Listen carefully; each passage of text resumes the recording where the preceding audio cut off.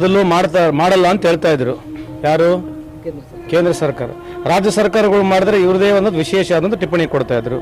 ನಾವು ಮಾಡಿರ್ತಕ್ಕಂಥದ್ದು other backward classes ಅಂತ OBC ಅಂತ ನಾವೇನು ಹೇಳ್ತೀವಿ, ಅದು ಎಕನಾಮಿಕಲಿ ಶೈಕ್ಷಣಿಕವಾಗಿ ಆರ್ಥಿಕವಾಗಿ ಎಷ್ಟು ಮುಂದೆ ಹೊರದಿರತಕ್ಕಂಥದ್ದು ಒಂದು 54 ಪ್ಯಾರಾಮೀಟರ್ ಸೆಟ್ ಮಾಡಿದ್ದೀವಿ.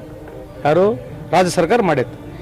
ಈಗ ರಾಹುಲ್ ಗಾಂಧಿಯವರು ಕಳೆದ 5-6 ವರ್ಷದಿಂದ ಇದರ ಬಗ್ಗೆ ಆಗಬೇಕು, ಜಾತಿ ಗಣಿತ ಆಗಬೇಕು, ಕಾಸ್ಟ್ ಸೆನ್ಸಸ್ಸು ಅಥವಾ ಜಾತಿ ಗಣಿತ ಎಲ್ಲ ಅಲ್ಲಿಗೆ ಬರೋದು, ಅದನ್ನು ಆಗಬೇಕು, OBCಗಳು ಎಷ್ಟಿದ್ದಾರೆ ಈ ದೇಶದಲ್ಲಿ ಅಂತ ಹೇಳಿ ರಾಹುಲ್ ಗಾಂಧಿ ಅವರು ಪದೇ ಪದೇ ಹೇಳ್ತಾ ಇದ್ರು. ಈಗ ಎಲೆಕ್ಷನ್ಸ್ಗಳು ಹತ್ರ ಬಂದ್ಬಿಟ್ವಿ. ಈಗ ಈ BR ಎಲೆಕ್ಷನ್ ಹತ್ರ ಬಂದದ್ದು ಏನು ತರಬೇಕಲ್ಲ ಹೊಸದು, ಈಗ ಅದು ತರೋದು ಕಾಂಗ್ರೆಸ್ ಮೇಲೆ ಗೂಬೆ ಕುಂದಿರ್ತಕ್ಕಂಥದ್ದು.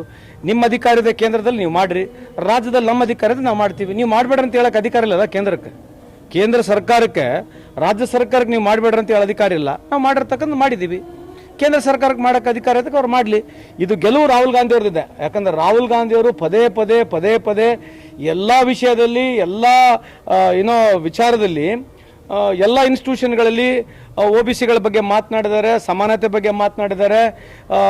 ಈ ವಿಷಯದಲ್ಲಿ ಭಾಳ ಗಟ್ಟಿಯಾಗಿ ಕಳೆದ 5 ವರ್ಷದಿಂದ ಅವರೊಬ್ಬರು ಬಿಟ್ಟರೆ ಭಾರತ ದೇಶದಲ್ಲಿ ಯಾರೂ ಮಾತನಾಡಿಲ್ಲ. ಇವತ್ತು ಈ ಒತ್ತಡಕ್ಕೆ ಮಣಿದು ಇವತ್ತು ಕೇಂದ್ರ ಸರ್ಕಾರ ಮಾಡ್ತಿದ್ರೆ ಇದು ನಾನು ರಾಹುಲ್ ಗಾಂಧಿ ಅವರ ಜಯ ಅಂತ ನಾನು ಭಾವಿಸ್ತಾ ಇದ್ದೀನಿ. ಅವ್ರು